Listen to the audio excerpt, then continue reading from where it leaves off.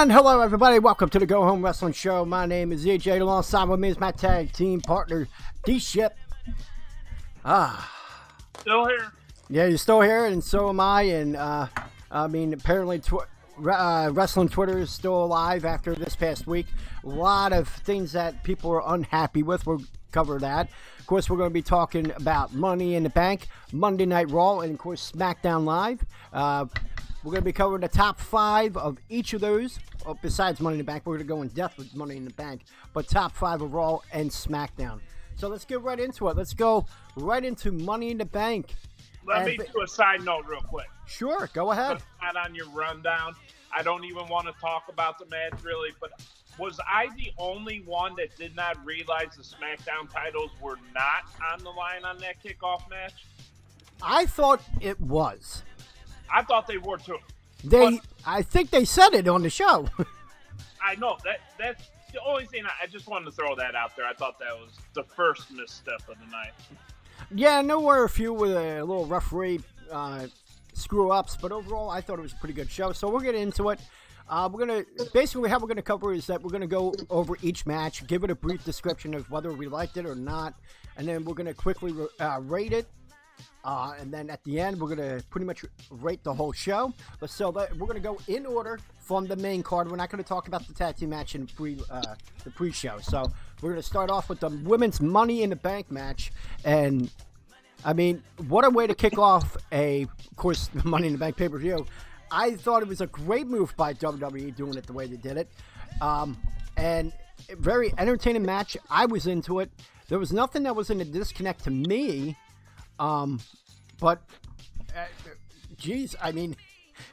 Barely won. And let me remind you, and you can see it on Twitter, I changed my prediction because when, obviously, Alexa Bliss was taken out of the event, so I switched it and said that Bayley will win it. There's no one more deserving than her if you take it away from, Bliss wasn't in it. So, I did get that right. But overall, I thought it was a great match. What did you think of the match, D-Shep? Thank God Ember Moon did not win. Oh, damn. Really?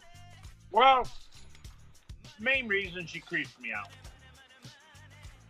out. But the only thing that really stood out for me, because naturally they didn't have the amazing big spots like the men's match did. Yeah.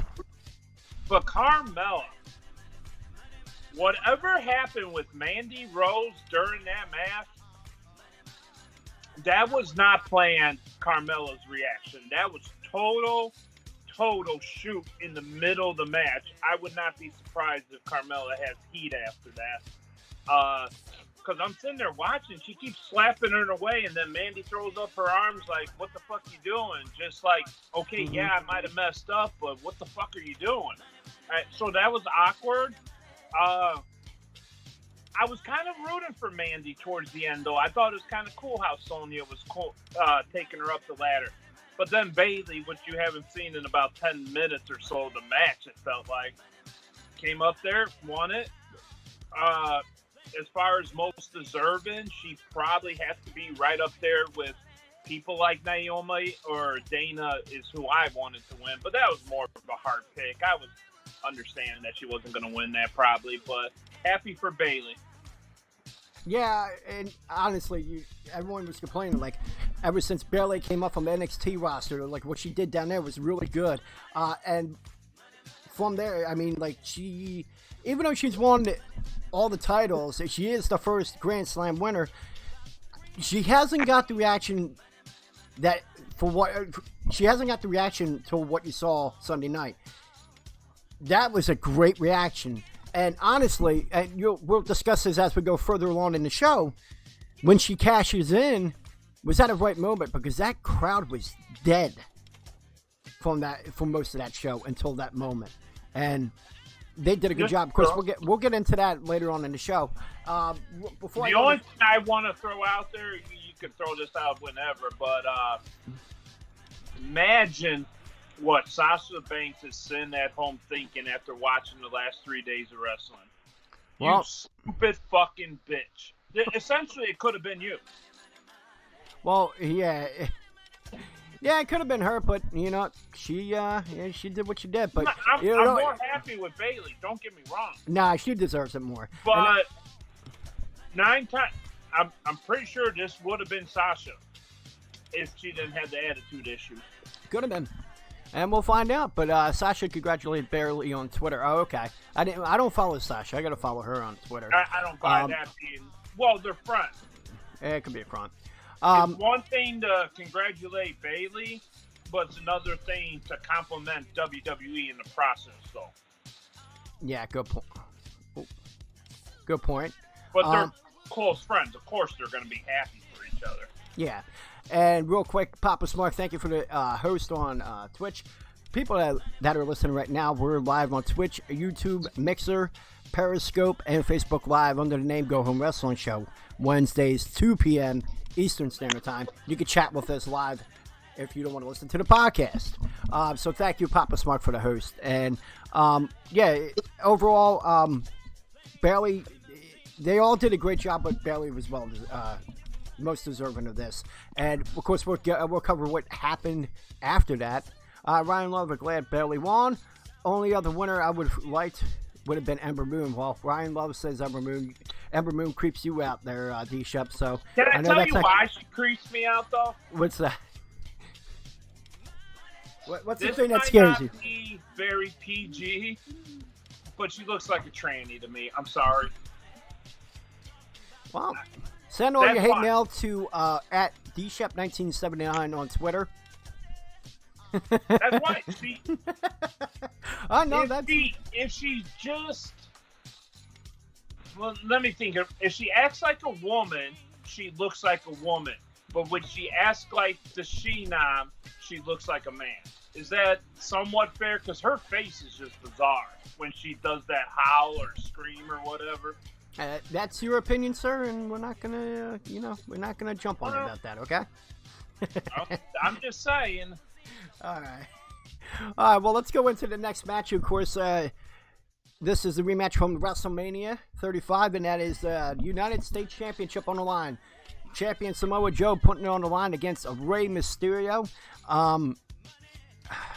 This is one of the matches where I would knock it down from the rating that I'm going to give it at the end of this review. It was a crap match. It really was a shit. What's that? Isn't it kind of funny that these two amazing talents plus a title, and this was Pittsburgh? Yep. Yeah, it was not that good. I don't see... They do not have good chemistry.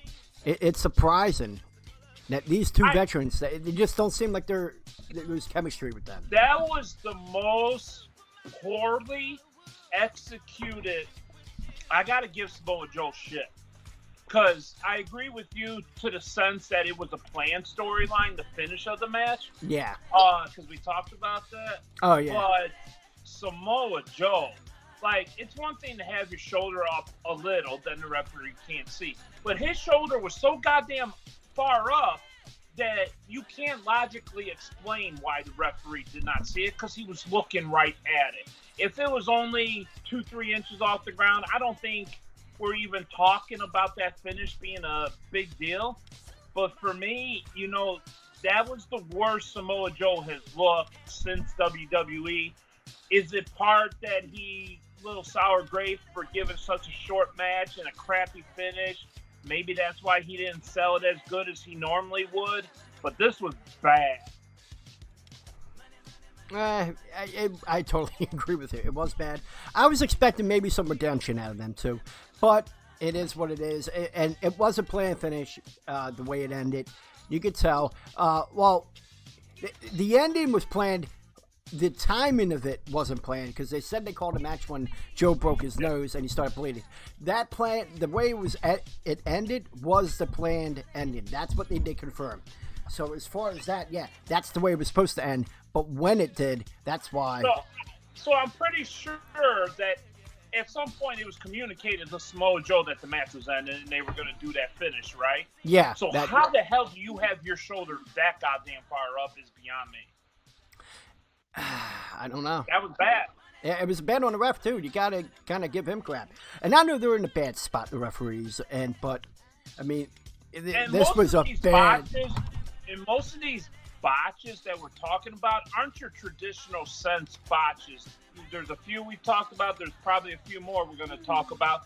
Most of these were just poor execution. I guess that's what a botch technically is. But these look like planned botches that were just taken too far to the botch side of things, if that makes any sense. They weren't your normal, oh my God, that guy slipped off the rope, or he banged his head, or they weren't your typical botches, like stuff with Mandy and Carmella too. It wasn't normal the way Carmella reacted. And to me right here, this wasn't normal how Samoa Joe reacted. It was just weird. Okay. Yeah, it was kind of a little weird. I agree with you on that. There was a question coming out of YouTube. Ryan Love says, will Joe ever get his overdue major push? This was only done to get Ray his Grand Slam champion status. I understand that. Actually, he accomplished a lot more than others because he also has a Cruiserweight title on his resume. So that's something that a lot of people can't say they have done. Won the WWE World Heavyweight, Cruiserweight, and then the mid-card titles, and both tag titles.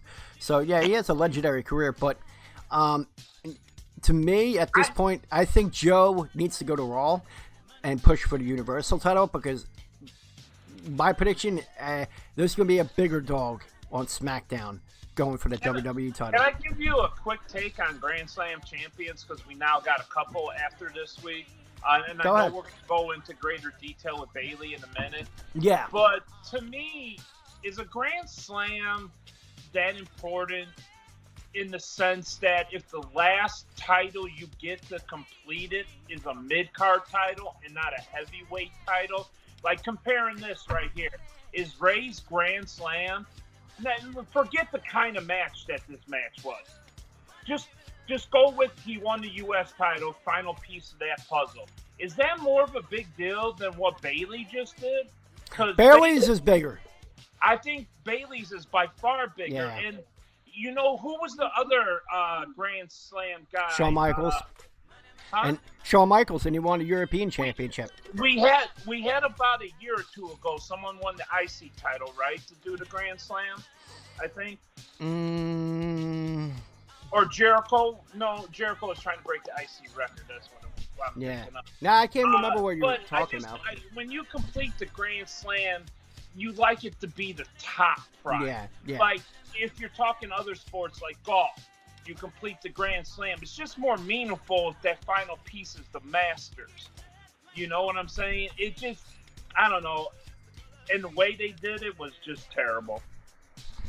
Seth Rollins became over this year. He kind of.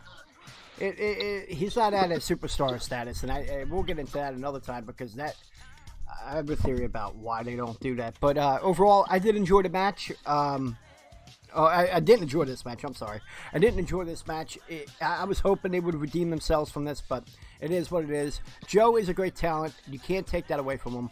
But I'll tell you that he's going to win this title back. We'll find out on Monday Night Raw what they're going to do with the United States title. Let's move along to the next match, and it was the Steel Cage match, which we thought might have been the blow-off match to their rivalry because it wasn't at WrestleMania. And The Miz going up against the Boss's son, Shane McMahon, in a Steel Cage match. A match that I, as an old-school wrestling fan, enjoy these type of matches. And in my opinion, I think it lived up to its expectations. I think they did a pretty good job. My only disconnect in the match was the chair spot. Because where the fuck did he get that chair? Because he didn't go under the ring. All of a sudden, one of the refs outside put it up against them steps, is my guess, and then he reached out and grabbed it. I guess so. Other Grand Slam, Roman. Yeah, Roman was. Yeah, he won all four. Yeah, Roman, when he won the IC title, was Grand Slam. Yeah. All right. So, yeah, he's a more modern That's who I knew it. Did that mean anything for Roman to become Grand Slam champion? Absolutely not. Well, it's because he's the top dog. Because by then, he already won the other titles. Yeah. Ooh. Yeah, okay. I knew I couldn't. Thank you, Get 'em Jones. I had a feeling I was right on that one. Yeah. Oh, no. This match was pretty awesome, all things considered. And, you know, a lot of people I see online are bitching that Shane won, which the only reason people wanted Miz to win, in my opinion, was that so this feud would be over. Yeah. And if that's your motivation, then you can never get on the internet again and bitch about 50-50 booking. Because they did not go with 50-50 booking. And we always bitch about that. But then when they don't, then you're going to get online and bitch anyway. That makes no fucking sense to me. Yeah, the little ending with the cheesy falling out of the jersey or whatever, I could have lived without that part. But I was honestly okay with Shane winning. And Shane winning clean, I don't think nobody expected. I for sure thought there was going to be a run-in of some sort. So, to me, I was actually pleasantly surprised. I had very low expectations going into this match, and I was good with it. Yeah, I was surprised. No, I knew it was going to be good. I was surprised at how good it was. Yeah, it kept exceeding. Yeah, of course, a couple bad spots here and there, but for the most part, they did a great job. Yeah. And their chemistry is off the charts. Yeah. No, I agree with you on that. And like I said, yeah, the jersey thing, dude, what did that do? It got people booing. They got a reaction. And finally, people, after all these years, see Shane with his shirt off. Exactly. And people are like, they're going to complain no matter what. To me, it was a good match. It told a great story. I got to make a little joke. I was not expecting that much chest hair. I really wasn't. Okay. I just got to throw that out there. That's fine. Time Vince showed part of his body in them tanks he used to wear in matches. Yeah. He was completely shaven, you could tell. So I was a little surprised by all the chest hair, to be honest. Really? Yeah, I didn't expect that. Okay. No complaints on this match or ending. Yeah, neither. I don't have one either. It was a good match overall. But are we going to see another match? We'll see. Okay, the next match. Well, this one is one of the other matches that I was like, about. And usually I'm a big fan of 205 Live matches, Cruiserweight Championship matches. The one time they put it on the main card, it didn't hit. And nothing against them, because they're both good. It just, this one didn't hit for me. Tony Nese and Raya Daivari, Cruiserweight title on the line. Of course, Tony Nese retains in this. And, of course, the one thing I did like was how Daivari drove for 10 feet. If that. And freaking... boom. Hello. Let's see. Wilson. So, yeah, other than that, you've seen the videos of people. They were, of course, that was their bathroom break or going to concession stands. People weren't into it. The crowd was dead for this match. Well, this, I knocked 205. I am the guy for that. I will never like it. But this was not fair to them whatsoever. No. Because everybody was pissed off in the crowd for the ending of the cage match. So they got up immediately when they found out it was just the Cruiserweight match coming up next. You should have had this Cruiserweight match when the crowd was hot after Reigns beat Elias in a quick squash. Yeah. That's what I would have just flip-flopped the two. But the action itself was fantastic, but Buddy Murphy, what do you think Buddy Murphy's thinking right now? He was on the kickoff show for damn near a year, and then he gets the belt off him, and then all of a sudden they give them the main card spot. And after what the crowd did to this match, you unlikely to ever see him on the main card again unless there's a name value attached to this. And I feel bad just from the professional side of things for these guys that it's one thing to be stuck with that glass ceiling, that's the Cruiserweight thing, until they bump you up like they did with Ali and Cedric. Mm-hmm. But for them to do what they did to these two guys, man, you stifling them, because this was terrible booking in a nutshell. Well, it was said, and I think it was Get 'em Jones in chat, it felt rushed, and I totally agree with that. The ending definitely felt that way, but to me, like I'm the 205 Live guy, so is Get 'em Jones in chat. We're marks for that brand, and this match, it just wasn't It didn't hit for me. The only 205 Live match that should have been on main was Tony vs. Buddy. Yeah, definitely should have been. I think the last time that 205 Live had a main card match was Super Showdown in Australia. No, I really actually enjoyed the Buddy and Cedric match from a kickoff show. I forget what pay-per-view that was. Yeah, I think they had a couple, actually, so I forgot. Yeah, I forgot. I think that one was really good, too. Like I said, I love Buddy Murphy. Man, it's sad to say that he never got that other name with him to fight. Cedric, yeah, okay. Tony Nese, yeah, okay. But, man, could you imagine Buddy Murphy and Rey Mysterio threw it down at one point? Or Austin Aries, if he was still around, threw it down with Buddy Murphy? My God. If he would still if he would just put someone over, prick. And he's going to MLW. That's going to end in a fucking disaster. Yeah, I mean, it was one of those matches. Hopefully they get another opportunity, and maybe just maybe they could build up on a match better, because that was the one thing that was the disconnect. In my opinion, 205's problem is they tend to focus on building up one guy at a time. And when you do that, and you call that guy up, then you rinse, repeat with somebody else.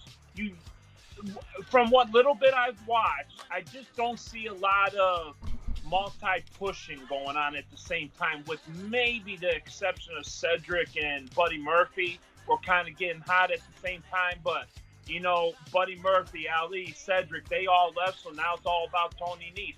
When Tony Nese leaves and drops the belt, then it's going to be Daivari or somebody else probably.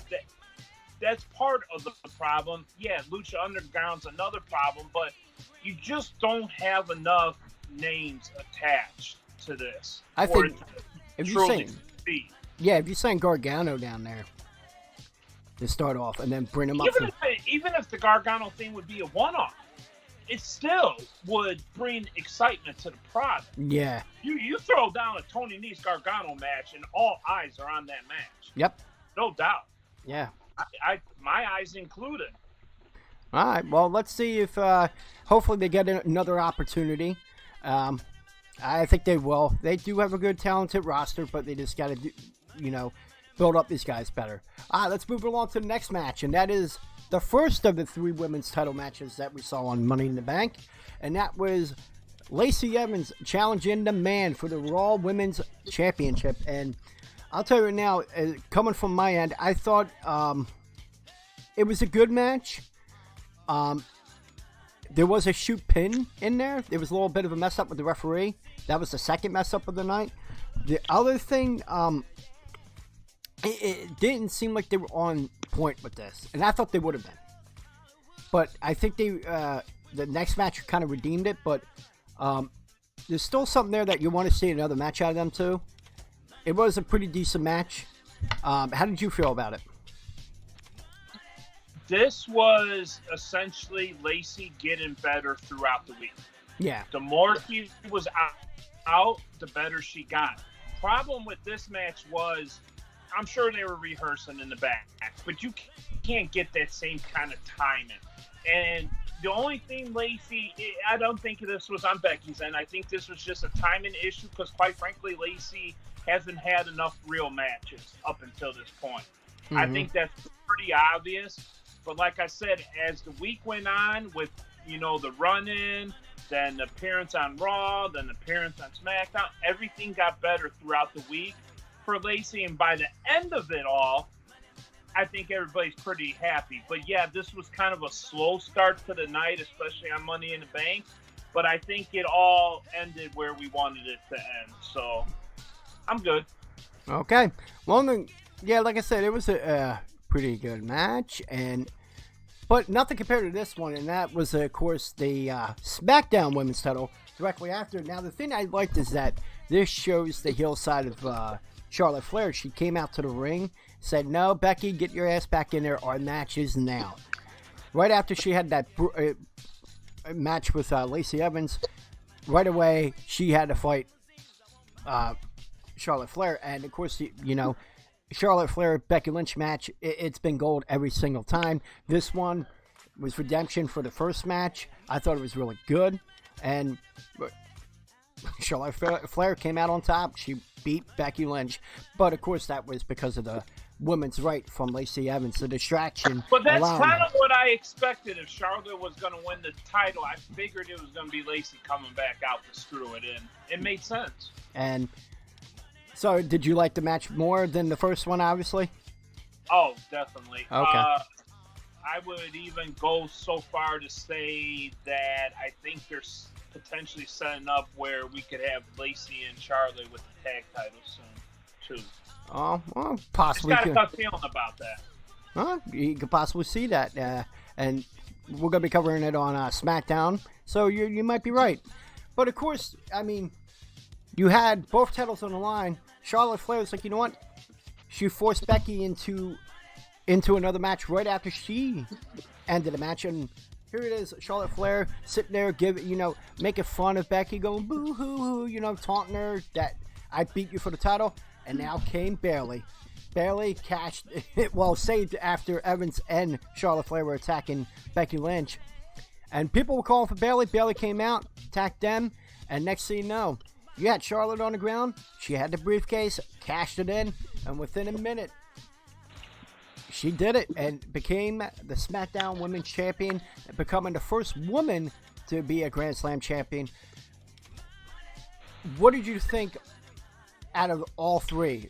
The two women's matches and the cash-in. The only part I thought was odd about the cash-in was that it seemed like very little offense on Charlotte right before Bayley cashed in. Yeah. To the point that I thought Charlotte was going to move out of the way of the elbow. And then Bayley was going to hit a couple spots. Charlotte hit a couple spots, and Bayley eventually win. So I felt like just the cash-in portion felt slightly rushed. But in a weird way, it probably wasn't, because Bayley was part of the 2-on-2 attack. Mm-hmm. So the cash didn't happen right away. But then when it happened, it just went ultra quick. I kind of thought it was going to be drawn out at least a few more minutes. But Charlotte sold the living shit out of that elbow, man. Because if you zoom in on Charlotte's face when Bayley hit the elbow, the whole complexion of Charlotte's face looked like the life was sucked out of her. It was awesome execution. It just was a little shorter than I thought. Yeah. Well, the cash-ins are usually short. They don't go too long. Get Him Jones says this was the best way to get Bayley the title, because if she would have cashed in against Becky, she would have gotten the pop. She wouldn't have gotten the pop that she did. And this is where I liked about it. This is where WWE was brilliant, okay? You set up two great women's title programs for the summer in these three little matches right now. Lacey Evans cost Becky the title. Charlotte won the title. So now you got Becky and Lacey Evans. You're going to have another match or two, and I think the last one will be at SummerSlam. Then you got Bayley cashing in and beating Charlotte, where she only had the ninth reign. Charlotte ninth reign. She was only that for what? Not even a minute. And boom, you got another program with Bayley and Charlotte. So, in a matter of 40 minutes, we have two great programs that people are talking about even today. People are excited to see where they go with this. Even with what you saw last night and on SmackDown and what you saw Monday night on Raw. Yeah, now you're mixing in Iconics with all of this, too. It's beautiful. Yes, and that's where it goes along with your theory of possible tag team match, tag titles for Charlotte and Lacey Evans. And the wild card rule is in effect when it comes to that, too. I could see a three-way dance. Becky, Bayley, Charlotte, Lacey, and Iconics. Yeah, you could. Well, you know what they tend to do, too, is after a Saudi show, because the Saudi show's next, the next pay-per-view, they tend to book a lot of the women because of that. So if there was ever a time to pull a trigger on a multi-tag team women's match, I think this would be after the Saudi show. Yeah, might be able to see that. I hope to see that. Calypso 426. Welcome. It was the night after the Saudi show, or I should say the Monday after the Saudi show, and they had like 3 or 4 women's matches on the card.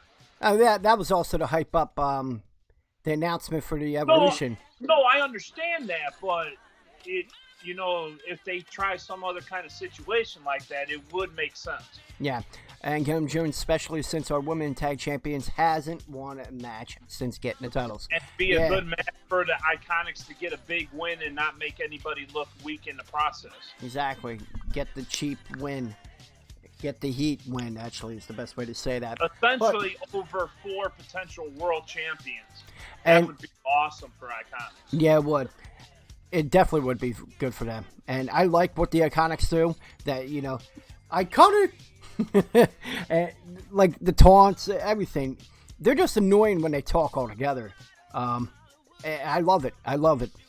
And, again, going back to it, and we'll go into the next match, I just loved the job they did on creating 2 programs for the summer. This is probably the best booking they've done in a long time, especially for the women. Because after that disastrous main event, I know it was good for the most part, but overall, the women's main event, it could have been so much better. And we talked about how it was overbooked. This one was simple. Look how 2 simple things created 2 summer programs. And I can't wait for where they go from there. All right, let's go into the next match. And that is Roman Reigns. Piss break number 3. Roman Reigns. Going up against the Drifter, Elias. And, of course, you say it's a piss break, but you know what? I liked it. Because what they did, because we've been saying all along, since Roman Reigns has come back, keep him away from the title. Put him in programs like with Elias, like with any insert name, which Drew McIntyre is probably the next one. But overall, keep him away from the title. And you got to keep that genuine pop for him, because you don't want that booing, even though you're starting to hear it a little bit. But I think they did a good job to keep the cheering, keep them invested with him, not go against him, not feel like it's forced. First they start, and Total Waste says, I walk with Elias. We all do. The one thing I would say, like, when Elias hit him with the guitar, that was to get heat for him, sympathy for Roman Reigns. And then, of course, Elias goes out to the ring, sings a song, shits on the city of Albany, and then he's going up the ramp. So he's getting the heat. He got the heat, and next thing you know, Roman comes out, Superman punch, drags him to the ring, spears him, gets the quick victory. I thought it was good for him. I thought they did a good job with it. They get the sympathy for Roman and the heat for Elias. It was simple, and I enjoyed it. I know you could have got a 12-minute match that was like, eh. To me, this was better. I'm glad they did it this way. What's your thoughts? I would have been fine if they did it this way, but Elias getting the fucking win, though. This was absolutely retarded conclusion to me. I agree with you as far as the setup was concerned. You got the sympathy. But Reigns don't need the pop afterwards. He don't need that part of it. Just do the sympathy, actually go with that all the way, and somehow have Elias win the match, even if it's in cheap fashion. Just a little side note real quick. Bowl or whatever with the wild card rule, you got to have 2 champs, especially with Brock Lesnar having the fucking briefcase now, because he's not going to be there every week. So if there was ever a time to keep 2 titles, it's absolutely right now. Yeah. Maybe down the line, if wild card goes away or Brock goes away, then maybe you could revisit that and unify them in some way, but not right now. Well, but yeah, this just was like the third situation on Money in the Bank where you just felt like it was rushed. But I agree with you of what you described is what they were going for. So from that aspect, they got what they were going from. I just don't think Roman Reigns needs any more sympathy at this point. I get that they think he does, whatever, but for me, it just felt flat. See, I disagree with that because I think the loss that he's going to receive is against Drew McIntyre. No, what's going to happen now that you got Drew McIntyre aligned with Shane McMahon, but I could see that's where he's going to get his loss. And I get that, but Drew don't really need that. Elias needs that win over Roman a hell of a lot more than Drew does. Why? if you don't mind. Because Drew is already monsterly over as a heel, and he's got quality matches, and we already think he should be in the world title match. So him getting a win over Reigns and then going into the title picture, we already think he should be in the title picture. Elias belongs nowhere near a title picture at this point. He has Why is that? A goddamn mid-card title. So at least Drew, has gotten wins over big, established name. What's the most established guy that Elias has beat so far? No one. That's the problem. That's why I say Elias deserves to win over Roman more. Okay, well, for me. Okay, and you have a valid point. So but I'm to counter that, with Drew getting it too. I agree that's the route they're probably going. And if Drew still don't get into the title mix after beating Roman, then there's seriously something else going on. I think he's going to be in the program with Drew, with Seth going into SummerSlam. We'll see what happens, but overall, with Elias, okay, we always said that a heel doesn't always have to win. If they lose, what do they usually do at the end of the match? They need to win at some point, though, man. Some points, they do. I agree with you that they don't have to win all the time, but at some point they got to win. Just go ask Samoa Joe. No, I agree with it because, the one thing that always annoyed me about the WWE territory is that, you never had heel champions that would last long. How long has it been since you had a heel champion where people would go city to city, sell out arenas to see a heel lose? I got a little side besides thought. Lesnar. Isn't Gideon Jones, he's our resident researcher, right? I guess. Yes. Well, he seems like he knows the facts a little bit more quicker than we do sometimes. So I got a little trivia here. Who has more wins in 2019 and the amount of matches they've been in, Samoa Joe or Elias? Samoa Joe. Maybe? How many wins has Elias had? Maybe one? That's what I'm saying. Between the two of them, we're almost halfway through the years, and you can count their combined wins on probably one hand.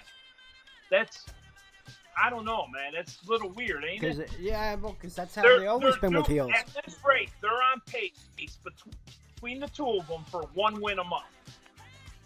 Well, that's not $1 Million Man's a Hall of Famer. Did the guy have a outstanding record? Did he have that Goldberg type record where he was 173-0? No.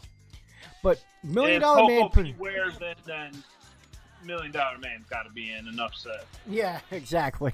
Well, no, $1 Million Man was great. Don't hate on him. No, but all you have to do for a Hall of Famer is compare him to Coco Beware. If Coco's in, then they all belong in. Hey, Brooklyn Baller belongs in. Yeah. Get him Jones says Elias has more wins in his short time as a face than he was as a heel. Doesn't that tell you everything about the WWE territory? Doesn't that tell you about that whole company, how they see heels and faces in a different way than other it's always been that way. I just found it odd when I was starting to think about it in my head, trying to figure out where they won big matches, and it's very far in between. All right. Well, let's move along here. Of course, match 9 of the night, the Universal Championship on the line. Seth Rollins in his first title defense on the pay-per-view against AJ Styles. The rematch of 15 years in the making. And all I gotta say is, holy shit. If there wasn't anything that gathered the emotion from the fans, the last time I felt that way was Elimination Chamber this year with Kofi and Daniel Bryan. That unpredictability, because there were some points you think AJ was going to walk out with the title. I actually, for a second, thought they might give him the title here. And I would have been okay with it, but again, Seth Rollins retained in a hell of a match. And believe it or not, people, they went a little long. They were, from what was reported, they were only supposed to go 24. They went 37 with entrances and all. So they went over big time, which it didn't matter anyway because they don't got to answer the pay-per-view like they used to. But man, what a match! very entertaining, unpredictable, and like I said, the last time I felt like that was Elimination Chamber. And you got my take. What's your take on it? I heard you clapping your hands, but I want to hear what you have to say. That was the number one takeaway right there. That transition from the curb stomp to the Styles Clash, my fucking lord, that was perfectly executed. Yes, it was. Ironically, I think it's going to be the shortest thing we talk about on this list because there's really nothing to talk about. This was just amazing. Yeah, we could sit here for an hour and dissect every move. Yeah, that one was good, that one was good, that one was good, that one was good. But no one wants to hear all that. Nah. Pretty much, this was the match of the night. Absolutely. The money in the back came close to dethroning it, but this was the match of the night by far, and it was just a pleasure to see. Man, it shows that age is just a freaking number because AJ Styles, 42? 42! And he's pulling off these matches with a 33-year-old. Okay. The only thing I want to throw out there is I feel like there's this continuous, not really sleight of hand, I don't know what you want to call it, towards AJ Styles as beginning to piss me off, though. I get why the men's Money in the Bank was the main event because you had the stuff happen with Brock. But you would think after all the months and months and months of AJ with the WWE title not getting the main event on a fucking pay-per-view, you thought maybe he's going against Seth, the Universal Championship, the guy who beat Brock at WrestleMania. If there was ever a time to pull the trigger on putting fucking AJ in the goddamn main event of just one fucking pay-per-view is all I ask. This was it. They obviously were going to deliver no matter what spot on the card they wore, though. But for the love of God, can you put AJ in the fucking main event just once this year? That's all I ask. I agree with you. It should have been main event, but I think if they would have put the men's Money in the Bank before that, a lot of people would have a sour taste in their mouth. I don't think you would probably have that reaction. I get that's why it happened here. Yeah. But going into it, we did not know about Brock. I don't think that even leaked online. No, they did a great job covering that up. So knowing what we knew as we were watching the show and after watching this match, you just left wondering why it did not main event. Yep. But then we found out why an hour later. I get that, but man. Yeah, hindsight 2020 was the right move, and they put on a hell of a show. It was the right move, but please, just once get him in the main event. I think he will. But, like you said, there was not much to say other than, wow. So let's go on to the other title match, and that is the WWE Championship. Kofi Kingston in his first pay-per-view title defense against, the short-term New Day member that turned on him, Kevin Owens. And again, you had a match that went over 30 minutes. This one only went 15, but man, was that 15 minutes action-packed. They told a great story. In my opinion, I might be talking out of my ass here, but this is probably the best story that Kevin Owens has told since being in the WWE, since I've been following. The story he told in this match, he did a great job. Like you said, there's only a few words I could say. To me, there's only a few words I could say, but incredible. Incredible story. Told a great story. Great match. Wow. This was the kind of guy, as much as I love DB, no disrespect to DB. Yep. But he's not DB anymore. He's just not. He's a solid competitor, but he's not DB of 4 or 5 years ago. That ship has sailed. There's 4 top guys in the company as far as all-around talent. Maybe not the 4 individual best, but you got Sami Zayn, Kevin Owens, Dolph Ziggler, and I'm brain farting now. I just had the other one in my damn head. But Miss, they are your workhorses. No matter how bad a storyline is, no matter how good it is, no matter if you want them to be face or heel, them 4 guys can knock it out of the park each and every time. And this was the kind of caliber guy that Kofi needed to beat before potentially beating that big name like a Brock Lesnar or even a Roman Reigns down the line if that's a route they go. They needed to beat. He needed to be an all-round guy, and DP's just not that anymore. He's still a great talent, but he is the real B-plus player. Now, let's be honest. Yeah. All these 4 guys I just mentioned, they're your A- to A talent.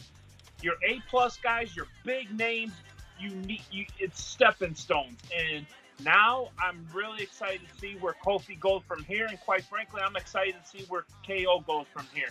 Obviously, it looks like there's going to be at least one other match down the line. I think the Saudi show has already been broke, and we're going to talk about that on SmackDown, but Kevin does not want to go to Saudi, so that's why the stuff that happened on SmackDown happened the way it did. So I'm pretty sure that after Saudi, we're going to get another Owens-Kofi match, and I really hope Kofi goes over again. Yeah, you're not going to see it. That wasn't a one-off match, for sure. And I can't wait to see the next one between these 2 competitors, because that was an incredible match. So, all right, so we had the 2 main title matches. Well, you got to get the next Money in the Bank winner. Who's going to be cashing in on either Seth Rollins or Kofi Kingston? Well, to me, this was an incredible match, but an unbelievable ending. Now, people, you ought to know, this is not a spoiler, Brock Lesnar came out. And when he did what he did, I actually stood up and I went, bravo. I agree with what they did. And I'll tell you why. We all know that the ratings have been bad. They've been absolutely awful since WrestleMania. What better way than have some sort of unpredictability in this storytelling? Because you would never know when this guy's going to cash in, because he's a part-timer. When was the last time he wrestled on TV? Not Raw, TV. 2004. That was 15 years ago. Could it be possible that this man could come on TV and wrestle for the first time in 15 years and cash in on either Raw or SmackDown? Now, I talked about this on Periscope earlier this week on Monday, and I will say this. Bold prediction, I'm thinking SmackDown on the first episode on Fox. That's when I feel like he might do it. On Kofi Kingston. People are predicting one of the 2 Saudi shows, too. I hope it isn't that. Yeah, there is a lot of speculation. But here's the thing. If he was to go after Seth, he could, quote-unquote, evoke the rematch clause. And I know that they had they're not honoring that anymore. But it's the WWE, and it's Brock Lesnar, huh? So overall, I mean, you know how they are. 1 second, we're going to enforce this rule, and they won't. With Lesnar, they had that 30-day rule for defending the title. They didn't honor that with him. You say, so if you put him in a match with Seth at the Saudi show, it's fine. And you can still have the briefcase and cash it in at SmackDown. And the fact that he's part-time, you can put him in a small program with maybe a Bray Wyatt, because for what we saw, no one's taking claim for what happened to Sami Zayn. So, whoever did that, I mean, you could put him in a program with Brock. You don't even have to put him in there. He's a part-timer. Overall, you could hold him out to October if you want to do it that way. But week in and week out, like what we saw on SmackDown, of course, we'll talk about it. If you got just Heyman coming out and taunting these guys, making them believe that he's going to cash in. Oh, yeah. Here it goes. And I could just imagine how the ratings were and how the ratings are going to be from now to the moment he actually does it. So Heyman delivered one of the greatest lines of all time, and I know we're going to talk about that soon, so I'll save that for that. Okay. But you know what? I'm like you said, I'm completely 100% behind all your points, but I also have to make an admission here. Go ahead. And this one pains me more than any 205 Live admittance. This one's hard for me, but you know what my biggest takeaway of this match was? What's that? Finn fucking Balor. My God, the shit he put his body through, I have never seen since maybe the early days of TLC from Jeff Hardy. Are you talking about the somersault powerbomb? It wasn't just that spot, though. That spot gets, overshadows all the other spots. There was nobody that was more battered and bruised, maybe Ricochet, coming out of this match. Finn Balor, them spots that he took, really, to me, stepped it up, and I finally seen something out of playing Finn Balor and not the Demon Balor. This was Finn Balor. You finally met Finn, in my opinion. That bounce, like, I've never seen nothing like that in my life. It's got me excited to see what his next feud is going to be, which should be Andrade, I would think. But they're doing this shit with Ali, so who knows? But my biggest takeaway, the MVP of this match for me was Finn Balor. And I never thought I would say that, considering where he was on Raw 3-4 months ago. There has been nobody who's benefited from the change of scenery plus this match more than Finn Balor these last couple weeks, month, or whatever. It's been amazing. Right. So I just want to throw that out there, and I completely agree with everything you said about Lesnar. There was no issue for me whatsoever. The perfect guy to hold the case. One more thing I'm going to mention there before we go on to the conclusion of this is that you notice something when Ali was up there and he was about to grab the briefcase. Did you notice anything? No reaction from the crowd. And knowing how over he was a few months ago before that injury, compared to that moment when he was up there and he was about to get that briefcase. Even though that was a disconnect for me right there in that match, I forgot to mention was that he had his hands on there. All he had to do was grab it, but Lesnar, I guess, he froze in fear. A lot of people are quick to jump to the injury. Not saying you are. The injury is how he lost the crowd. I think they lost the crowd. WWE shot themselves in the foot. What? WWE shot themselves in the foot the moment they took Mustafa out of his name. Everything was gone right then and there. Mm-hmm. I don't want to hear about the injury. I do not think it was the injury. And one little sneak preview for SmackDown, one little line worth mentioning is Ziggler, how he shit on what they did to Ali, and the crowd cheered that comment. Ziggler pointed out how WWE shitted on Ali with the injury and Kofi taking his spot, and the crowd cheered it. I don't know. You cannot save Ali as a face at this point. I think you got to turn him heel at some point. But to me, the downfall started the moment they took Mustafa out of the name. Yeah. It could have been a combination of both. I agree with you.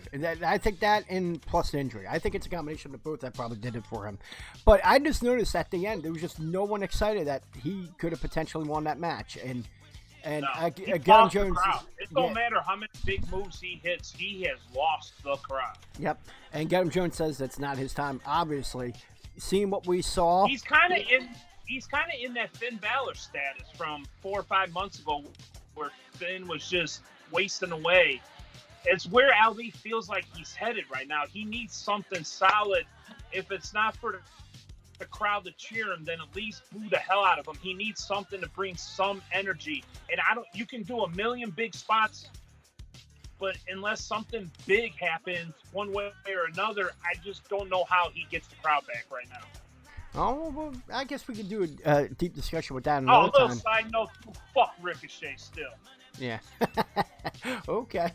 No, in all seriousness, there has not been one guy in the last 5 years that has become more irrelevant, more quick, coming from NXT to the main roster than that piece of shit Ricochet. And don't give me this bullshit, oh, he can hit a 450, 640 splash. Yeah, that's so fucking cool. When's the last time he's won a match?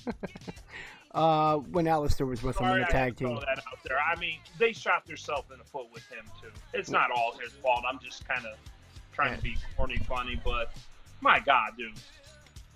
It's okay. Overall, yeah, go back to the match. Overall, it was a good match, great ending. I was okay with the ending with Brock Lesnar. And let's go into the conclusion, because obviously we think the match of the night was the Seth and AJ for the Universal title.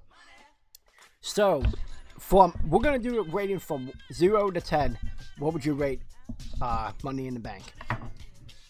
Because of how great the last 3 matches are, I'm going to go 7.5. I was going to go 7, but they really closed it out as strong as they've closed out a paper for quite a while. Okay, I'm not trying to up you, but I'm going to 8.5 because to me, the only 2 matches were the Cruiserweight title and the U.S. title. After that, even though you had a little botches with the refs. Huh? And the Roman match was a second. It was 13 seconds. My bad.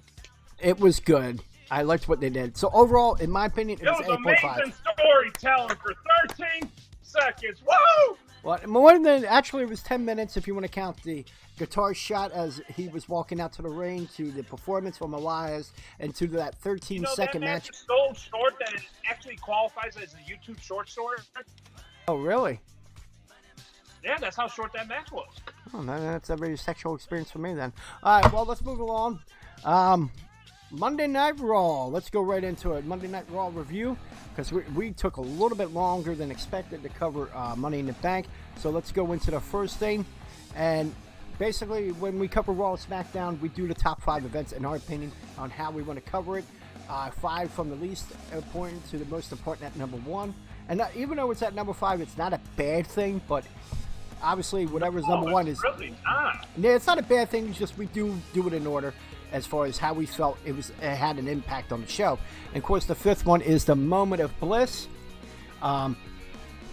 It started off with that. The segment started with a Moment of Bliss with a special guest, Becky Lynch, and of course you had Nikki Cross a part of that. With that, she was involved with it, and I thought she played a good part in it. Before the interview could even take off, they were interrupted by the Iconics, which again we all like. They poked fun at Lynch for losing the SmackDown Women's title. Lynch threatened to take Peyton Royce and Billie Kay to the ring, beat them down, and become Becky 3 belts. Lynch reminded Evans she tapped out. Evans came out to interrupt, and of course Lynch reminded Evans that she tapped out on Sunday night and then challenged the heels to a match.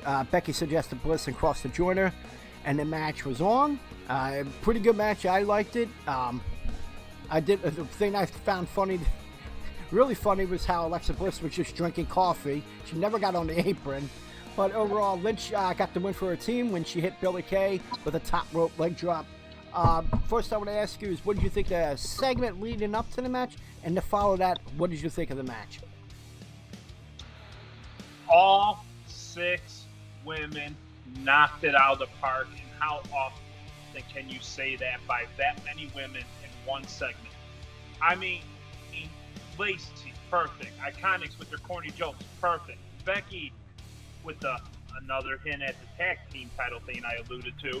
Nikki and Alexa. But quite frankly, I've seen that Get 'em Jones said Alexa and Nikki have great chemistry. Yeah, we talked about that last week too. We're going to talk about it again this week.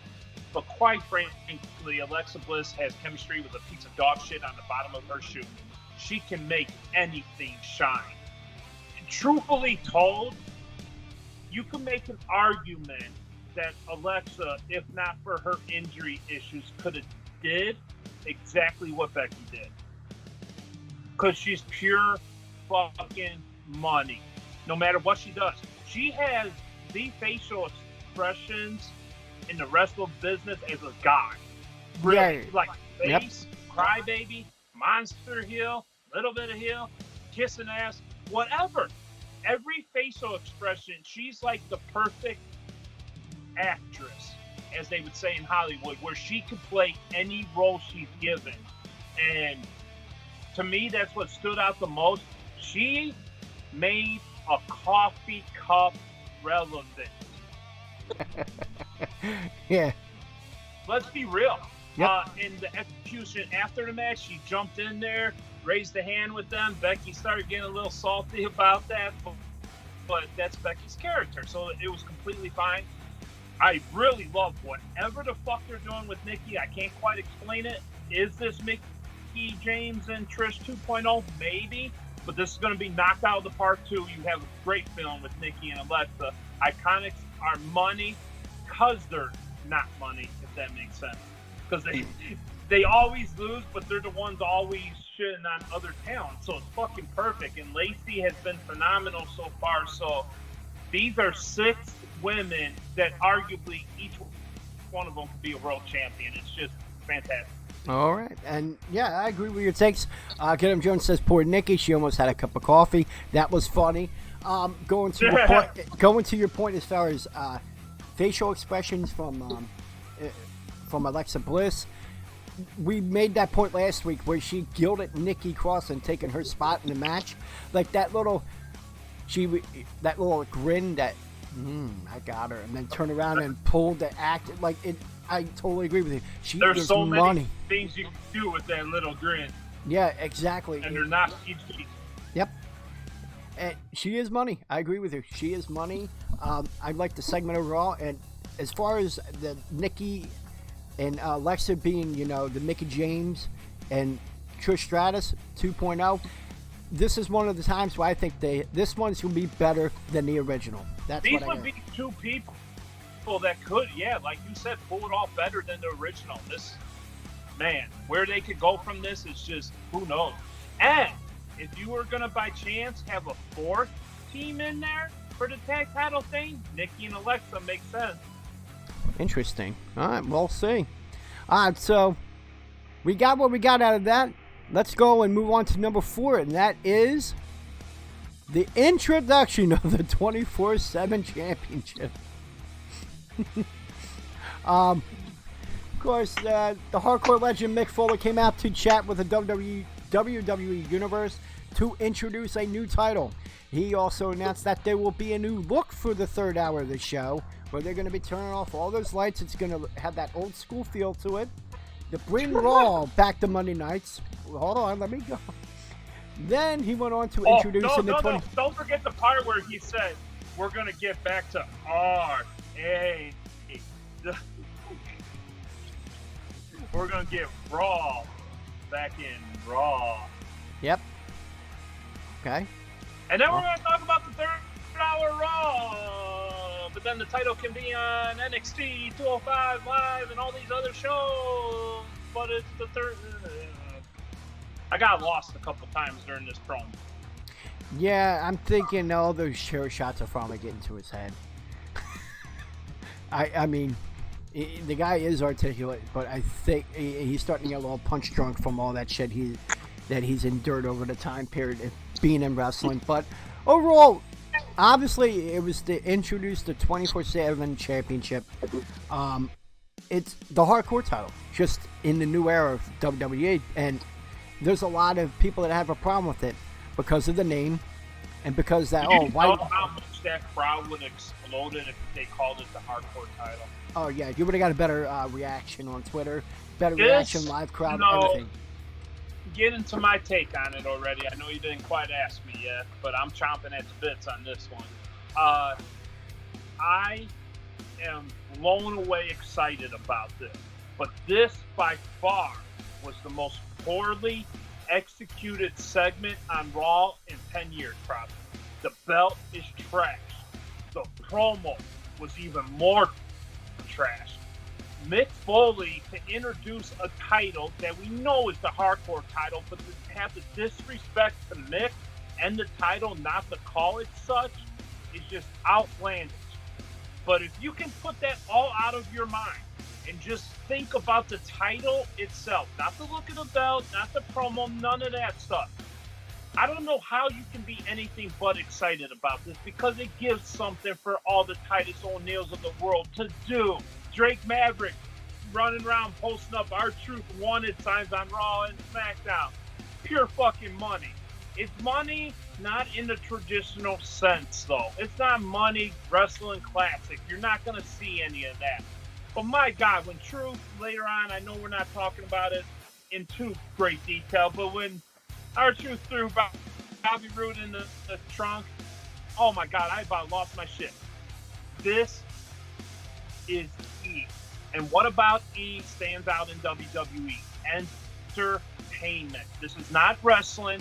This is just entertainment. So if you can put all the Mick Foley stuff out of your mind, all the belt stuff out of your mind, this is good for the product, because when the lineup got reviewed the night before for SmackDown, this was what I was looking forward to SmackDown the most. Now, naturally, the day of SmackDown, other stuff got announced, and yeah, there was stuff I look forward to more.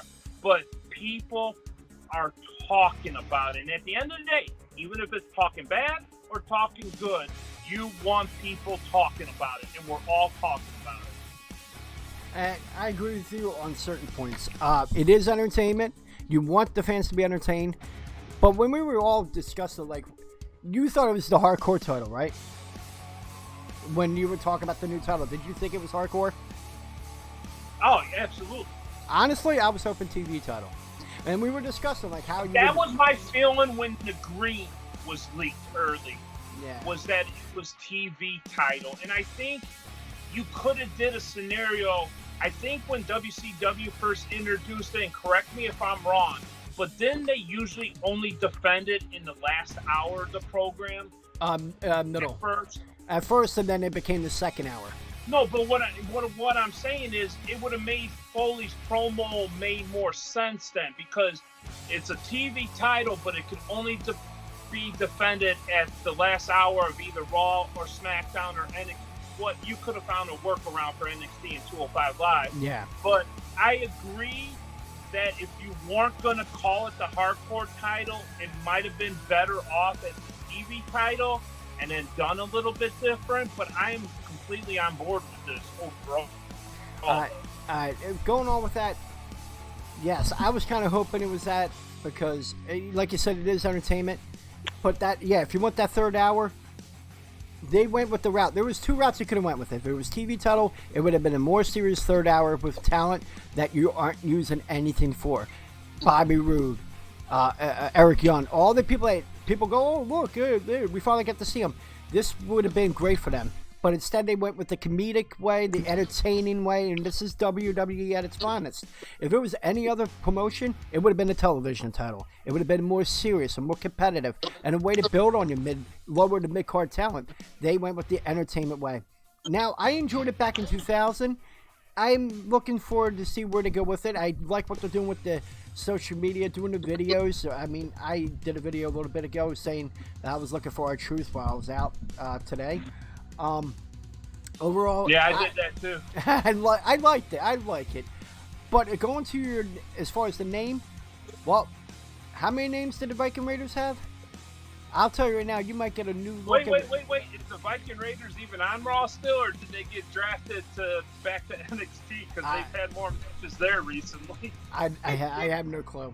But as far as that, they may change the name. They may change the look, because they are responding to Twitter. They are responding to Facebook and other social media platforms and YouTube. So you may see a new title. You may see a new name.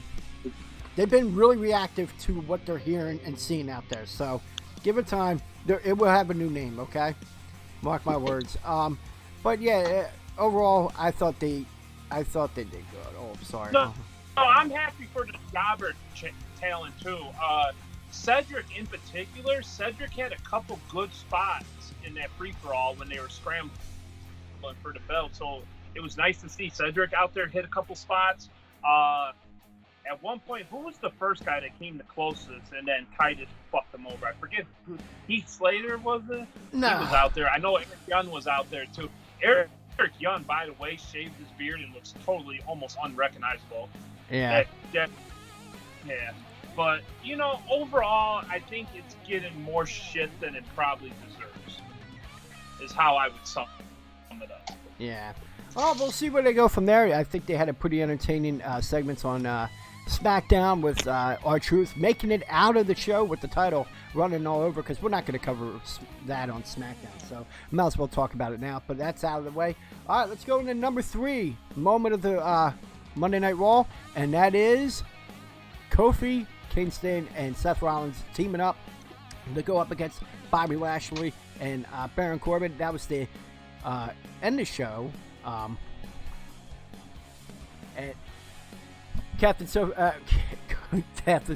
Kofi and Seth teamed up against Baron Corbin and Lashley and Raw. It was a no DQ match. Pretty entertaining tag match. Kofi picks up the win for his tag team when he hit Corbin with the Trouble in Paradise. After the match, Lesnar came out and just walked around the ring. He got up to the apron and made Rollins and Kofi believe he was cashing in. Of course, he got down and walked up the ramp to end the show. Pretty good way to taunt and make the guys feel that he was going to cash in, but he didn't. And it goes along to our theory that they might be using this to get ratings, and I'm okay with it. And it's that unpredictability. I mean, that's something that we always complain about, that they just give away too much and there's no unpredictability. This is one of the times they're finally going to be that way. But it was a pretty good match. What's your take on the main event? Fantastic. Also from the sense that it's nice that Drew is doing his own thing with Shane now. I like Lashley and Corbin, just them. I never needed that trio. Are you going? Mm-hmm. Bye. Are you waiting to say bye? You fucked me up. Get the fuck out of here. Love in paradise. It's paradise. Anyway, I think these guys are better off as a duel. And this was a solid match by four incredibly talented people. Really, I ain't got a lot to say because there is not a lot of stuff to nitpick right here. This was a fantastic tag team match and a pleasure to see. Okay, now I'm with you. You ready? This was Lashley and Corbin's best work. Keep these two together. I don't know. I agree with Adam Jones. Corbin and back teaming with at Lashley. I'm so happy. It's something about them two. They just complement each other. Well, and no offense to Leo Rush, it was entertaining for a while, but this is a credible guy with Lashley now. Yep. So, I'm all for it. Two guys that could get heat. Corbin better at it, I think. Nothing against Lashley. Lashley's good at getting heat, but I think Corbin's better at it because if you see the documentary, him in NXT, he's just a natural prick. But overall, it was a good match. I liked it. And you got your two champions getting over on the two badass heels of Raw. And overall, yeah, I'm with you. It was a really entertaining match. Way to close out Monday Night Raw. All right, though, that was pretty quick. So let's go on to number 3. Two. I'm sorry, 2. And that is, of course, your number 2 moment of the night is the Usos versus the Revival. And we always on this show talk about how we love tag team wrestling. And here we go. This match did not disappoint. Did not disappoint at all. Even though it was kind of a crappy build to this match. You know, that whole, we're going to sneak up and laugh at, one of the guys getting their back shaved. But okay. But we did get a great payoff for this rather odd storyline. Match went over for at least 15 plus minutes. But the Revival get over on their recent rivals when Dawson rolled up Jimmy and held the tights for the win. Great heat victory for them. What'd you think of the match overall?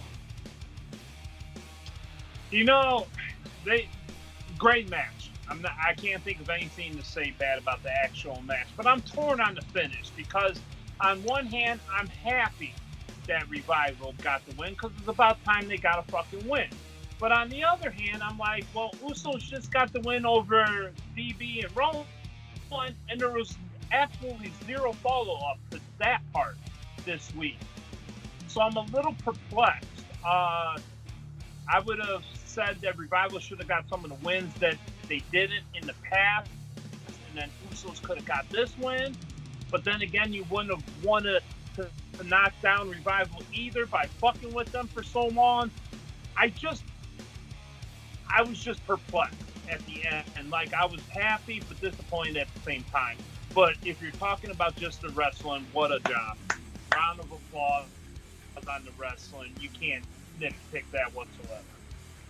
Yeah, and I agree with you. And again, it's tag team wrestling. Tag team wrestling. We're always fan of it. We always say how they don't take it seriously. I think you're going to see more emphasis with tag team wrestling. And a point I wanted to make going back to the third hour, I think these are reactions to a certain promotion that's starting this Saturday.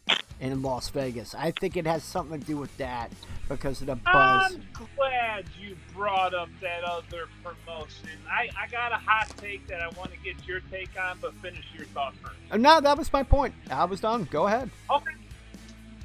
There's, I three answers. Okay. Okay. Either minor deal, medium deal, or a big fucking deal of Pac quitting before they even had Double or Nothing. Big deal, little dig, medium. What, with the creative differences you're talking about? Where do you feel on that? Because it's not. Oh, that's a big good fucking look deal. for It's a big deal. What do you mean? It's a big deal. Because it's not a good look. No. This is the first red flag for AEW. And I am a little nervous about that because they've been knocking every single thing out of the park until this. Now, granted, to me, doesn't lose any interest in watching it. I'm still ecstatic to watch it. Yep. I wouldn't even mind doing shows like this about it when it starts. But it's not a good look to lose one of your top three talent before your biggest show. Yeah, that's not good. And no, it isn't. But you know what? You learn from your mistakes. How you learn from them will say everything about AEW. Because the thing that WCW at this point, you gotta wonder: is anybody going to give Pac a job after this? Because someone needs to check his ego at the door along with Austin Aries. Yeah. And isn't it ironic that the both of them could be at the bottom of a barrel in MLW? No offense to anybody that likes that promotion, but I love it. My God, if you can't even make it to TNA or now AEW, and you're down there, that's not good. No. They have all the bad characters, so next thing you know, you're going to hear breaking news: MLW signed Sasha Banks. It could happen. Go perform in a fucking gymnasium with fucking 30, 40 people in the fucking audience, you dumb motherfuckers. Get him Jones made a good point, but I disagree with it because I don't think it's going to fail. But if Vince let the people go that they wanted to quit and leave, they would be more than likely to return to WWE if AEW didn't work out. Wouldn't you agree with what just happened to Pac, that he is now probably more likely to come back to WWE? And if that does happen, he's probably going to come back at a discount because of what happened with Creative? Oh, yeah, he fucked his name up. WWE is going to come out on top when this is all said and done, and you could see that potential return down the line, I think, now. Well, we'll get into that another time. It'd be great to discuss as a side podcast. I had to throw that out there, and I was looking for the right point to slide that story in. Maybe we could do a little side podcast Friday or something just for AEW to get our predictions or something. We'll talk about that off air. All right. Before we go to number one, let's do an honorable mention this week. Mine has to be the Ricochet Cesaro match. I thought it was a very good match. Sadly, if Moment of Bliss didn't hit it out of the park, I probably would have put that at number 5. What was your honorable mention this week from Monday Night Raw? Anything come to mind? Yeah. My honorable mention is not very honorable. What's that? What the fuck was that theme song that Cesaro came out to? That was generic option 3 in WWE 2K19. That was terrible. The match, though, was great, but shocker, Ricochet lost. Okay, the action, though, like you spoke to, honorable mention. But the Cesaro theme and Ricochet losing yet again is what killed it for me. But I agree with that being the side theme of the night. All right. Absolutely. And let's go into finally the number one theme we're going to cover for Monday Night Raw, the Raw opening segment. Now, the best opening segment in years. I know, and people were shitting about, can we get a Cesaro a singles title? I think it might happen. We'll see where they go with it, man. Hopefully it doesn't fall to the wayside like the other mid-card talent. Of course, the number one is the Raw opening segment. Show started with Paul Heyman and Brock Lesnar coming out to brag to the WWE Universe and roster that he is Mr. Money in the Bank. Rollins then will come out to go face to face with Brock Lesnar. He spewed a line or two about being an inspirational Universal Champion. Heyman came out with the line that you loved. He says Rollins would wait and wait and wait, like waiting 7 hours for his girlfriend to headline a show before he could only dream of main event, which was a great burn. And of course, that got a little thing. Was the greatest burn since Pipe Bomb. Yep, I think so too. Since your doofus son-in-law and your dumbass kids. Yeah. And of course, Kingston interrupted and said he wants to cement his status as the greatest WWE champion of all time. He could only do that by beating the Beast, so he implored Lesnar to cash in on him. Of course, Heyman teased a potential cash-in later in the night because Rollins and Kingston were in action and Lesnar was not going anywhere. Now, to me, we already discussed this. We thought this was how they chose him to be the Mr. Money in the Bank. This is the teasing. It's going to get people intrigued. They're going to want to tune in to see when and who he's going to cash that Money in the Bank on. This segment was awesome because here's the thing. I loved how Kingston got involved with it too. Because the thing that a lot of people have been like very negative towards his title reign is that he's still doing the New Day. But what you saw that night and then what you saw last night, you're seeing that fighting champion out of him. And he could be that fighting champion while he's doing the New Day thing. You're seeing both sides. You don't have to be the traditional guy, just, be a blame motherfucker and not doing the entertaining stuff and also be a badass champion. You could do both, and Kofi Kingston is one of those guys that can pull it off. But overall, it was a great opening segment. Great way to pull, to start it off. And I was in. I was locked in. I was ready for the rest of the show. And of course, they ended it great by the end of the night in that main event. But do you have anything to add about that opening segment? Just one little side thing you forgot to mention. What did I forget? For the first time since Money in the Bank came out, we found out there's something else in there besides a contract. We found out, according to Brock Lesnar, there's some speakers in there because he was beatboxing the shit out of that thing. Actually, I know what it is, and I'm gonna clip this and hashtag it. I'll Stokely Hathaway. No, Stokely Hathaway. Your CD player's in that Money in the Bank suitcase. I'm just saying. And for people that are following that, you know what I'm talking about. For them to have the ability to have Brock Lesnar show his comedic side while still being threatening and while Heyman's still cutting his amazing line, if you nitpick this, you can go to hell. Yeah. You can go right up to hell with Ricochet's bookers, as far as I'm concerned. Because this, for a Brock Lesnar situation, this is the best Brock Lesnar has looked since he's come back, and I'm talking since the first comeback. And he hasn't even wrestled a match in this version yet. So this is putting Brock up there to where guys like us that hated the last version are totally loving this version. And it's so over that you don't even need to have Brock there every week. You just have Heyman coming out like he did on SmackDown by himself. It is absolutely being beautifully executed and another pleasure to see. Yep. All right. Well, we covered Raw. Grab a drink. And boom, while he sits there. And yeah, overall, before we go on to SmackDown, let me get all the info out while he's there.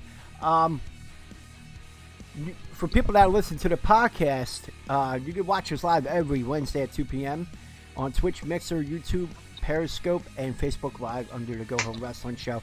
And people, if you can't catch the show live, you can listen to our podcast, and we'll have it up later on tonight on iTunes, Google Podcasts, Stitcher, Spotify, Podbean, Anchor FM, and Podcoin. All right, so I wanted to get that out of the way before we go into the next thing, and that is, of course, SmackDown Live. But before I get into that, I'm sorry, I just saw this on the chat. In the chat, Yum Jones says that was a good moment for Kofi to say that and not cower away from Brock. Yes, it would cement his legacy. I think that would make him a fighting champion, and if it would really cement his legacy if he was to successfully defend it against Brock Lesnar. All right, let's go into it. SmackDown Live, number 5. right away, we're going to go into the rematch from Money in the Bank. Roman Reigns against Elias. This one went a little bit longer than 13 seconds. This one went for 10 minutes to close out the show. I thought it was a pretty entertaining match. After many attempts of distractions from Shane, it wasn't enough as the Big Dog speared the Drifter for the 1, 2, 3. And then after the match, Shane attacked Roman. Reigns was getting the upper hand on Shane, and out of nowhere, McIntyre hits Reigns with the Claymore kick. Enough said. Obviously, we know what's going to happen. We got McIntyre as the new goon for Shane McMahon, and it seems like Elias is out, especially after losing again on SmackDown Live. So my question to you is, what do you think of that match, and what do you think about Elias out, McIntyre in? Thank God they at least let Elias get some offense, because pretty much the rest of the night he was made to look like a bitch. And, you know, solid match. I'm not going to take anything away from the match. I'm not even that disappointed by the finish, because I get that it was the ideal to set up Shane and Roman more, and the stuff with Drew. I love the pairing of Drew and Shane. They've been fantastic so far. But to me, what stood out of the segment, just from an entertainment standpoint, was when Elias was sitting on the chair on top of the semi, scene in the Roman. That shit was funny as hell. But at some point, Elias has to beat somebody. I get that it's not Roman. I'm upset by that. I don't understand that, but it is what it is. Roman is the golden boy, and the golden boy is going to go up against the other golden boy. I get that. I just feel bad for Elias coming out of this. He looks like a bitch. The only good thing with being a bitch, though, is you can only go up from a bitch. So as long as they don't have him running around after that 24/7 title, then he's only going to go up from here. Where he starts, I don't know, but as far as progressing where WWE wants to progress, I'm okay with it. All right. Well, again, we'll see where they go with Elias. He's an entertainer. He's a heel. I think he's doing a great job regardless of where you put that guy. He's another guy that is money and in a different type of role than a Alexa Bliss, obviously. But the guy is very entertaining, good wrestler, great in-ring worker, and again, another guy that can knock it out of the park no matter what you throw at him. I thought it was an entertaining match, but it is what it is, and you're going to get to see what you really want to see, and that is obviously Roman and Drew. Those two together are money, and I can't wait to see where they go from there. And Jet Access on Mixer, thank you for the follow. All right, let's go right into the next thing on the list, and that is Ziggler's coming out of left field. Talk about unpredictability. From parts unknown. Dolph Ziggler. Of course, after the match, after a successful title defense by Kofi Kingston, Paul Heyman came out with the briefcase. Again, giving everyone the indication there might be a cash-in, but of course it didn't happen. That was only a distraction that allowed Dolph Ziggler to come in and attack Kofi Kingston. After the brutal attack, Ziggler came out later to explain what he did and why he did that to Kofi Kingston. He admitted that he was jealous of Kofi, that it was his spot. He was jealous that he seized the moment and took it straight to the top. All of this should have been him. And then he promised to take that spot back by knocking him off his perch at a WWE Super Showdown. Now, it was simple, to the point. The promo was great. They hold him back of tears the whole time. Like, you heard it in their voices. Like, you're like, he wanted to cry. And I think it was frustration because he should have been the guy that had that opportunity. Here's a guy that's been around for 11 years, and he got that opportunity, something that he thought he should have had. Obviously, to your point, yeah, KO doesn't want to go over there to Saudi Arabia. I understand. But to me, this was like a great way to cover that, if you get what I'm saying. Like, if you needed a plan B, this was a perfect plan B, I think. And it'd be a good match, because no matter what, like you said, he's a workhorse, Ziggler. The work he did last summer with Seth for the IC title, great rivalry, great storyline, great all around for what he did. I think you're going to get a great one-off match between these two. Your thoughts? This got my dick hard. Wow, and you didn't need Viagra? No, I quite frankly, it came so fucking far out of left field and was executed beautiful, and then also had an amazing promo attached to it. It was like, marry me. My dick is hard. I want more. And you know what? It's funny that. All right. In all seriousness. No. They did a great job. It was a great formula. This is like, you got done fucking your woman, your dick's still hard, and you want to fuck her again. Oh, okay. That's what this is. This was beautiful in, oh my God, every which way. I was also pleasantly surprised that there actually wasn't a cash in. Because the moment they put Kofi on the stretcher, I'm like, that's sick. Brock's coming out for sure. Yeah. I'm just going to obliterate him, take the title. But then he just went to the back. And I'm like, okay, that was kind of a mundane ending. Little did I know they were going to send Ziggler right back out there and explain everything, essentially.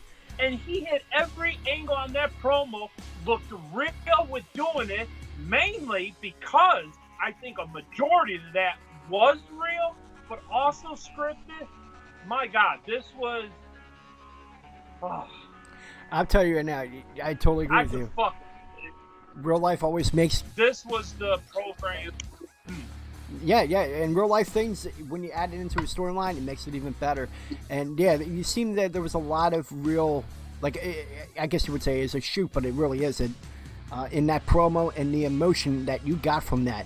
It was anger. It was to the point he was on the verge of tears. I didn't know Ziggler signed a new contract, though, because his was up a few months ago. I remember. He's on a handshake deal. He already said that.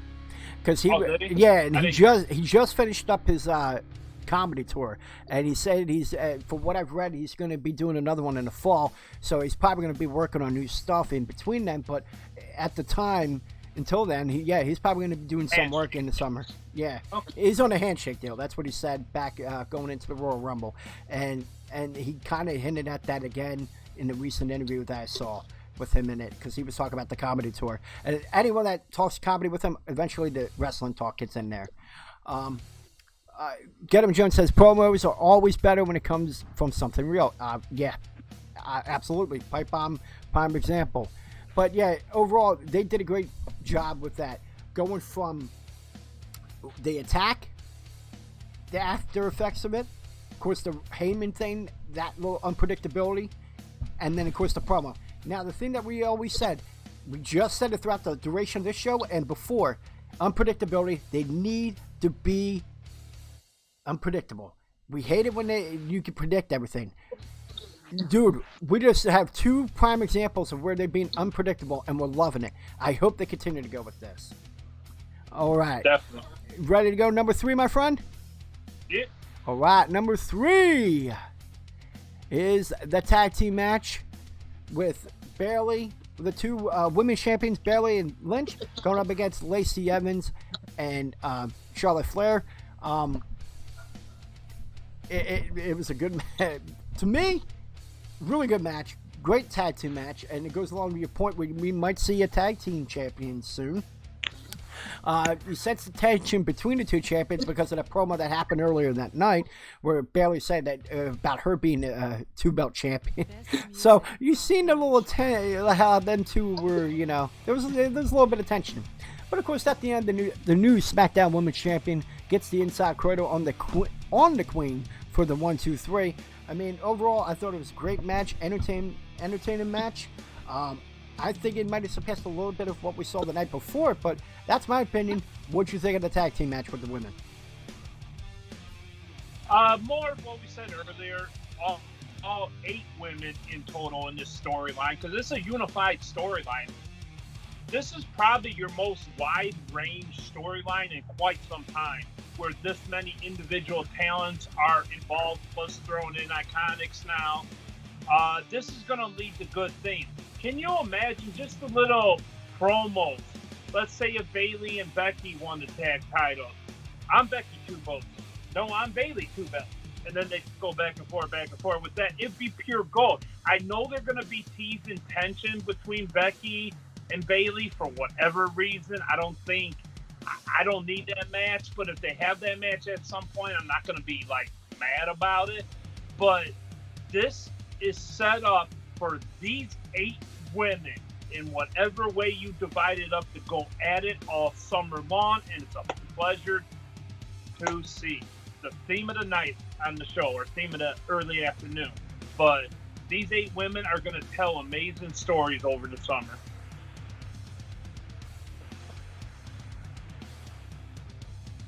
Sorry about that. The text.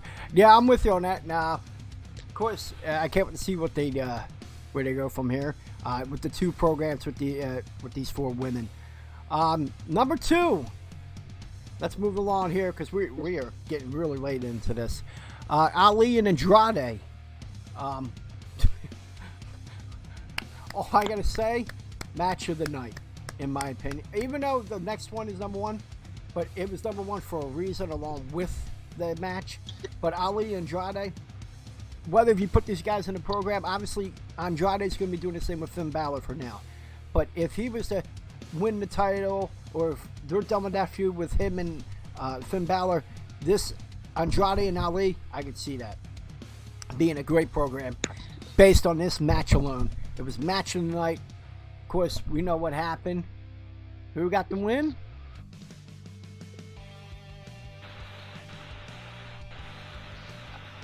You know who got the win, right? Come on. No, I thought you were going to say something. Oh, no, that was a question. And your lips were still moving. I was so confused. Oh, no. All right. No, well, yeah, we all know who got the win. But, of course, the roll up from Ali. But, again, I mean, the brutal assault that he did. And I love the fact that they were selling their injuries from Money in the Bank. And it was a focus point of that match was the back injury from Ali. Andrade knew that, attacked him, thrown him all over the place. But of course, that moment of hesitation, that moment of I'm just going to take a breather, it backfired because he got that roll up for the win. So what do you think of the match? Like you said, it was the match of the night. It by far was not the program of the night, but it was the match of the night. Get him Jones saying his boy Buddy on TV. To my knowledge, not only that, but we didn't have one of those Aleister Black promos on SmackDown, did we? No, not this week. No, not this week. So that was odd to me, too, as far as 2 things that were left out. But these guys threw it down. This was just a match. A great match. This wasn't a program. This ain't going anywhere. This was just a great match. So, round of applause, like you, for these 2 guys. It was great. Yeah, it was a great wrestling match, but again, if there was a program, I would be intrigued by this match alone. All right, let's go into it. There wasn't really much of an honorable mention because pretty much what we're covering is all the show was. So, for number 1, let's go right into it. Number 1 is... the honorable mention is where is Buddy and Aleister Black? That's the mention to me. Where are they? Oh, well, I guess we'll find out. Well, in a way, if you were to pick one thing that you don't understand where these guys are, considering their talent, that would be the honorable mention. Okay, we'll go with that. I'm with you on that. All right, let's go into number 1, and that is, of course, Kofi Kingston against Sami Zayn. They faced off in a non-title match. Before the match, Big E was attacked backstage, and they sent Kofi into a rage because as he was coming out to the ring, you saw a little more of an aggressive side from Kofi Kingston. And I like that. He came out and put on a great match with Sami Zayn. Kofi got the victory with the Trouble in Paradise. And then, of course, after the match, Paul Heyman came out with the briefcase and teased another possible cash-in. Didn't happen as Kofi was then attacked by Dolph Ziggler to end the segment. Of course, we covered that all.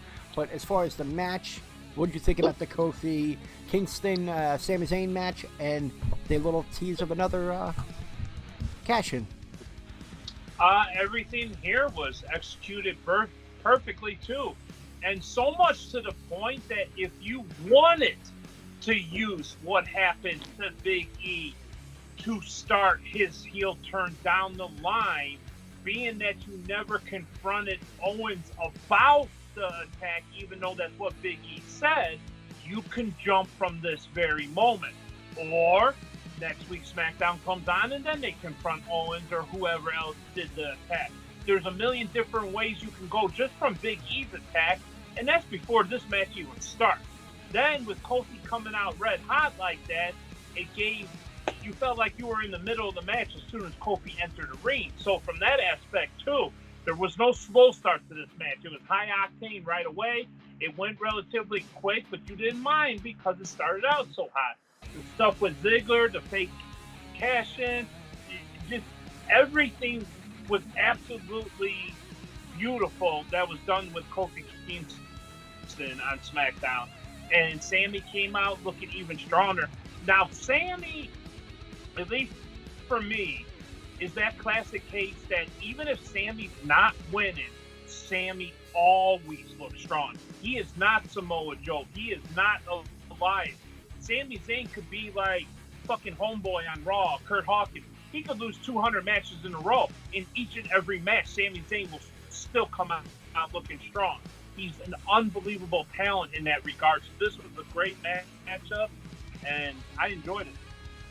I'm with you on every point right there. And like I said, like Kofi Kingston, I love this more aggressive side. I love the fighting champion. And again, the guy can be entertaining because you saw that segment with Big E earlier in the show, But you see the entertaining side, and then you see this fighting champion side. You can separate them both. It's just like someone that you work with, that you know outside of work, but when you're in work, you have that. There's a little tension, but at the end of the night, you're back at home, you're chilling, and you could separate the two. I've been in situations like that. This is a different thing, though, but in a way it's related, that you can separate the two, and it works. So, all right. So we covered Raw, we covered SmackDown, we dabbed into a little bit of Money in the Bank. It is time for the list. And I was trying to get a hold of you ahead of time, so I did not update yours because of that. This is actually relatively easy then. But I'll go into mine right away. And this is based out of Money in the Bank, Raw and SmackDown. And here we go. I'll go with my number 5. And please excuse his list because I couldn't update it in time. My number 5 is Roman Reigns, obviously getting 2 victories over Elias. They were 2 good matches for what they were. And we already talked about it. So that's my number 5. Number 4 is your Mr. Money in the Bank, Brock Lesnar. And I know a lot of people are shitting on the fact that he won, but come on, folks, there's ratings, and there's going to be more of it with weeks to come. So here's my number 4. Number 3, barely. Well, I mean, she won Money in the Bank, she cashed it in, was in a good tag team match. Boom, right there. Enough right there. Good tag team match on SmackDown. She's my number 3. Number 2, Seth Rollins. Of course, he not only won the main event match on Monday Night Raw, but had the match of the night at Money in the Bank. And that is my number 2. And of course, number 1, it seems to be a little bit of a trend, but Kofi Kingston.